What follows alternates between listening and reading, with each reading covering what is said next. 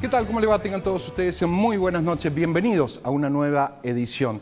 En programas anteriores, si nos estuviste siguiendo, hablábamos de los balances en general del gobierno provincial, que decíamos tenía un gusto agridulce por todo lo que decíamos, y hablábamos también del balance en general del gobierno de Milei, teniendo en cuenta que en esta época se cumple ya un año de mandato. Y decíamos que fue un buen año en Milei en términos generales y en términos de macroeconomía. Había logrado la inflación, aunque la inflación, si bien se reconoce el mérito que le haya bajado a como estaba cuando la recibió, sigue siendo muy alta. 2,7 sigue siendo altísima. Se le reconoce el mérito que le haya bajado, que baja el riesgo país, que mantiene el dólar, etc. En términos generales decíamos que para Milei había sido un buen año en términos macroeconómicos, independientemente que esos resultados lo ha conseguido, entre otras cosas, por el recorte a los jubilados, por el recorte a la obra pública, por el recorte a las transferencias de las provincias, etc.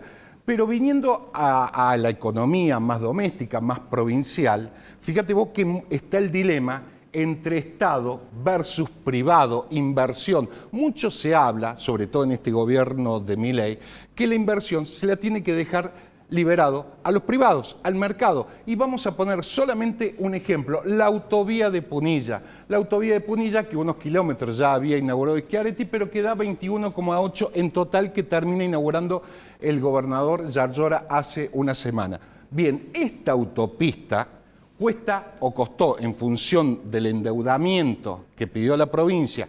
Lo que estamos haciendo acá es una descripción, después tenés las voces de la oposición que dice Córdoba está endeudada, etc. Acá lo que te estamos diciendo es la descripción, después podemos dar alguna opinión.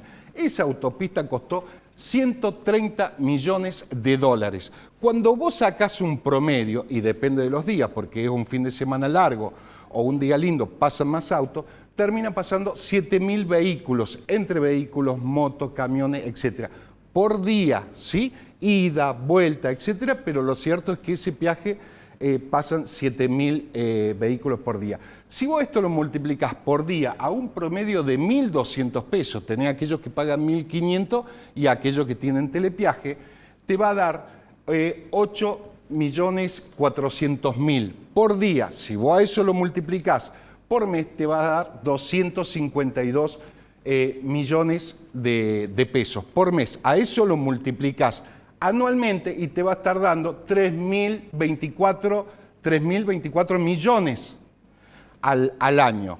Hagamos en esto de que si tiene que estar lo privado o lo público, hagamos el ejercicio, esto te da por año, si lo multiplicamos por 10 años, fíjate lo que te termina dando y compara esa suma, si querés podés pasarlo en dólar, si tenemos en cuenta que está prácticamente parecido un poco más el dólar, pero para no marearte, pasalo en dólar. Acá tenés 30 millones de dólares y la autopista te costó vía préstamo, endeudamiento, como lo quieras llamar, 130 millones de dólares. Ahora bien, bajo el discurso de dejar liberado todo al mercado, esta autopista no tendría que estar. ¿Por qué?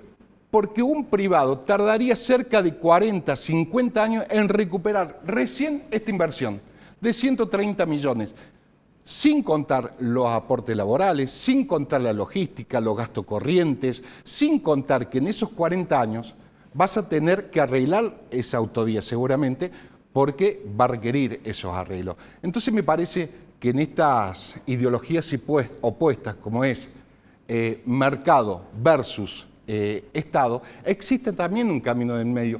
Por ejemplo, para esto, es cierto que no hay que estar con un Estado copado, como hizo el kirchnerismo en su momento, pero tampoco dejar todo librado al mercado, porque el mercado no lo haría, el privado no lo haría, porque te repito, para recuperar el costo de esta autovía necesitarías por lo menos entre 40 y 50 años, y te repito, solamente el costo. Por eso, esos extremismos, fanatismos, nunca son buenos. Lo más difícil en todo es el equilibrio, porque seguramente si estás del otro lado, y te voy a poner un ejemplo mundano, si te gusta el asado y comes asado todos los días, y seguramente va a tener consecuencias en la salud, por dar un ejemplo. Entonces, siempre lo más difícil es el equilibrio, el camino del medio. Y aquí te podría encerrar, o para resumir, si querés, esa frase que no la popularizó Schiaretti, que dice tanto mercado como sea posible y tanto Estado como sea suficiente. Ya lo había hecho un ex canciller de Alemania, Willy Brandt, allá por los años 70. Después lo trae más temprano el presidente de España, Felipe González, y lo termina de alguna manera poniendo en escena Schiaretti en las últimas elecciones para diferenciarse tanto del kirchnerismo como de Milei. Pero es una frase que no le corresponde a Schiaretti. Es cierto que Schiaretti lo vino a poner. Por eso me parece importante decir esto. El mercado acá o el privado no lo hubiera invertido.